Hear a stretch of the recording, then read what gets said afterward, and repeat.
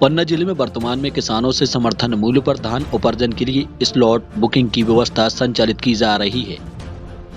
ई उपार्जन पोर्टल में पंजीकृत किसानों के मोबाइल नंबर पर ओटीपी के माध्यम से ही धान विक्रय के लिए किसान स्लॉट बुकिंग की व्यवस्था है। बता दें कि अधिकारियों की लॉगिन से किसानों की स्लॉट बुकिंग की सुविधा पोर्टल में उपलब्ध नहीं है। किसान स्वयं अपने मोबाइल से अथवा एमपी ऑनलाइन एवं कियोस्क सेंटर के माध्यम से ई उपार्जन पोर्टल में मोबाइल नंबर पर ओटीपी प्राप्त कर अपनी सुविधानुसार खरीदी केंद्रों में स्लॉट बुकिंग करा सकते हैं।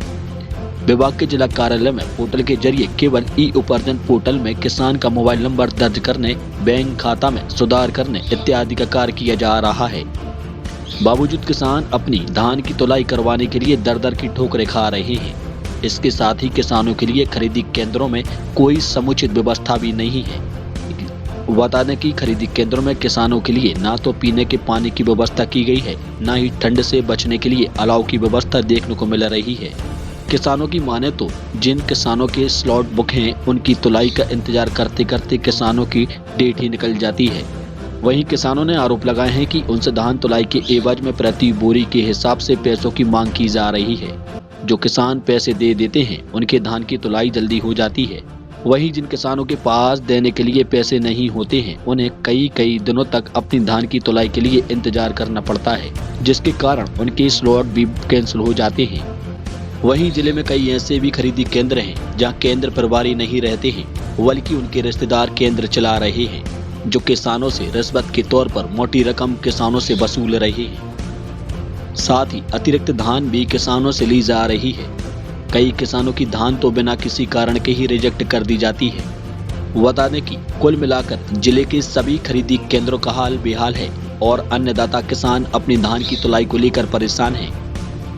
वहीं जमा की गई हजारों क्विंटल धान खुले आसमान के नीचे पड़ी है, जो बारिश में पूरी तरह से भीग चुकी है और जिम्मेदार अधिकारी मूक दर्शक बने हुए हैं। वहीं जिले में 24 घंटे से लगातार बारिश के चलते खुले आसमान के नीचे पड़ी लाखों क्विंटल धान भीग चुकी है, जिसका खामियाजा किसानों और प्रशासन को भोगना पड़ेगा। जिसकी खबर मीडिया के द्वारा प्रसारित करने पर जिले के आला अधिकारियों में हड़कंप मचा हुआ है। आनन फानन में सागर जिले से RM, non DM, DSO, DMO, MPWLC प्रबंधक सहित खाद्य अधिकारी ने संयुक्त बैठक करके व्यवस्थाओं का जायजा लिया और मीडिया के कैमरे से बचते हुए नजर आए। कृषि साख सहकारी समिति मर्यादित गौरा, खरीदी प्रांगण गौरा, बराच में खरीदी केंद्र हुआ नहीं है, तो किसानों को समस्या बहुत कुछ तेज़ी से हो रही है। एक तो स्लॉट बुक नहीं हो पा रहे हैं और स्लॉट बुक के कारण आज 8 दिन से धान भी अपनी केंद्र में रखी हुई है, तो व्यवस्था ना होने के कारण तुलाई भी नहीं हो पा रही है समय से। अगर स्लॉट डिलीट हो गया या अपन समय पर रसीद ना कट पाई, तो फिर एक बार 2021 में शायद किसानों को रिटर्न धान वापस घर ले जानी पड़ी थी और उस टाइम पे ले जाने में, घर में ले जाने के समय पे जब धान ले जाते अपन, तो वो 12 रुपये किलो की दर से मांगती थी, तो नुकसान हुआ, अपन ने दी नहीं कि उसको, तो भैंसों को दरा के खिलाई थी। और समस्या ये भी है केंद्र में कि यहाँ पे एक तो अव्यवस्था है, प्रांगण कम होने के कारण खरीदी केंद्र में जगह भी नहीं है और जगह के कम के होने के कारण रामदास साहू जी जो हैं केंद्र प्रभारी समिति प्रबंधक, उनका आगमन हमारे अंदाज से तो कभी होता ही नहीं है कि अपन केंद्र प्रभारी से बात करें कि भाई क्या समस्या है, क्या नहीं है। और अपने रामनिवास यादव जी को वो रखे हुए हैं, हेल्परी में हों या सहायक में हों, अपन नहीं जानते, केंद्र प्रभारी इनको बना के रखे हैं, वो एक प्राइवेट बॉडी से हैं, तो इनको रखे हुए हैं। और धान खरीदी जा रही है ना, उसमें कोई FAQ, उसमें कोई मतलब चेक करने का कोई प्रावधान नहीं है अभी। वो समस्या है उसमें धान में, लेकिन अपन नहीं चाहते कि किसानों का नुकसान हो, जो है सही है, लेकिन टाइमली काम हो। शासन का नुकसान हो, शासन का नुकसान तो हो ही रहा है, वो तो 101% की बात है। इसलिए है क्योंकि अपन देखते हैं, वहाँ पे प्रांगण में भी देखते हैं, हर जगह देखते हैं, अपन परेशान हैं तो भाई समय से तुलाई हो, कितनी कटिंग, कितना क्या, उससे अपन को मतलब क्वेश्चन नहीं उठा रहे, लेकिन है किसान चाहे कचरा लेके आए वो भी तो वो टोल रहा ना, वो तो टोल रहा। अगर आप कहें तो आपको दिखाई दे रहे हैं। हम 9 तारीख को स्लॉट बुक किए थे। 9 को हमारा स्लॉट चालू था, 18 लास्ट थी। हमने 9 को ही ट्रैक्टर ला के यहाँ पे डंप किया। तो भाई साहब बोले कि अभी 1-2 दिन रुक जाओ, इसके बाद हम धान तोलेंगे आपकी। हमने बोला ठीक है। डेली आते रहे बाइक से घर जाना आना पड़ता ठंड में रात में। और कल हम 2-3 दिन से दिन भर सुबह से आ जाते हैं, शाम को 9 बजे रात को जाते हैं। तो बोल रहे थे अब आज बोले हैं कि हम आपको तौल देंगे, देखते हैं क्या होता है। अच्छा, कोई व्यवस्था की गई है अलाव की और आप लोगों के लिए सुविधा रुकने की? बाकी कुछ नहीं है सर, सुविधा तो कुछ नहीं है, ना पानी तक की नहीं है। और तो सुविधा की बात हटाइए, ना धान की सुविधा है। कोई ट्रैक्टर भी चढ़ा, अभी देख लीजिए आप, हमने इसको पूरा उड़ा के गए थे। अच्छा, लोगों को जो यहाँ पर अपनी धान लेके आते हैं वे यहाँ पर उनके लिए सुविधा है कहीं रुकने? यहाँ तो सर मैं हाथ जोड़ के निवेदन करता हूँ कि यहाँ पे ना लाएं तो ज़्यादा बेहतर है। ट्रैक्टर भी लाओ किसी का सर, मैं किराए पे मैं अभी ट्रैक्टर चला देता हूँ। घर पे मेरा ट्रैक्टर लिया है। अगर मैं सुंदरा लेके आया तो कम से कम मेरे को 3-4 दिन एक चक्कर लगता है। और यही मैं देवेंद्र नगर ले गया, मंडी ले गया तो तुरंत जाता हूँ, तुरंत मेरा खाली होता है। तो क्या कह रहे हैं यहाँ पर, कुछ पर क्विंटल पे कुछ ले रहे क्या? नहीं सर, बाकी मुझे ये जानकारी तो नहीं है। अभी तो ये पैसे की मांग मेरे से नहीं की गई है। तो बस 2 लोगों का, आप लोगों का क्यों छोड़ दिया गया? बाकी तो जो आ रहे दबंग लोग उनका टोल दिया। हाँ, तो बाकी ये है कि थोड़ा सा जो दबंग लोग आते हैं उनका जैसे पता नहीं पैसे दे के जो कुछ करते हों, तौल देते हैं डेली।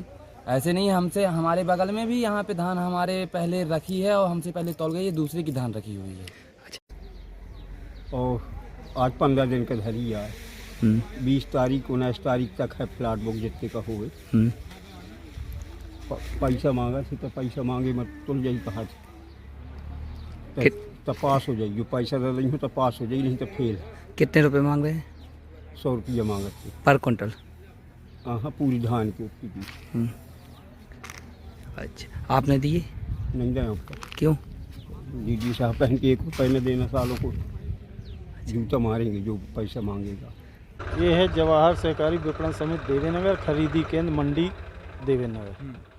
अभी यहाँ तो 270 किसानों से खरीदी हो चुकी है। और स्लॉट का फिक्स हम नहीं बता सकते। किसी जैसे उसमें क्षमता है 1500 कुंटल एक रोज की है। अब उसमें 5 किसान का भी 1500 हो जाता है, 10 का भी हो जाता है, उस हिसाब से रहता है। और परिवहन का कल से शुरू हुआ है। FAQ कैसे कर रहे हैं आप, कैसे एनालिसिस कर रहे हैं? एक अकेले होके प्रबंधक भी आप ही हैं और सर्वेयर भी आप ही हैं, तो अपन कैसे उसको संभालते हैं? देखते हैं कि ये सही है धान, तो उसको अपन पूरे का तो नहीं एनालिसिस करते, लेकिन जो खराब है उसी का अपन पंखा से या इससे साफ कराने के कहते हैं। और अपन नमी देख करके ही लेते हैं कि 17% से अधिक ना हो। दूर दूर तक ग्रेडर, पंखा और दिखाई नहीं दे रहा है। नहीं, पंखा सब रखे हैं। और जो जिसका ज़्यादा हुआ तो अब किसान खुद अपना व्यवस्था करता है। मतलब किसान को खुद चलाना पड़ता है। हाँ, किसान खुद करेंगे। पर क्विंटल कितने रुपए ले रहे हैं आप? किससे? कोई कह दे कि हम चाय लो के लिए, किसी किसान से कह दे कि चाय लो पे आया, पैसे की तो बात ही नहीं है।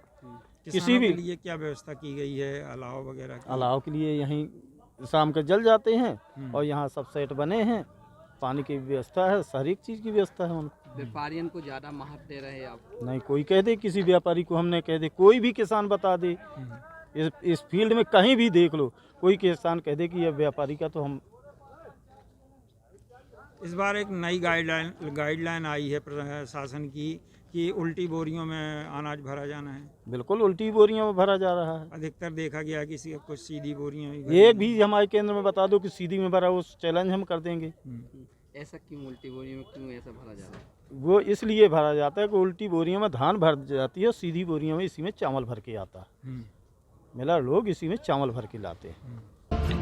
बुंदेलखंड प्लस के लिए पन्ना से अरमान खान की रिपोर्ट।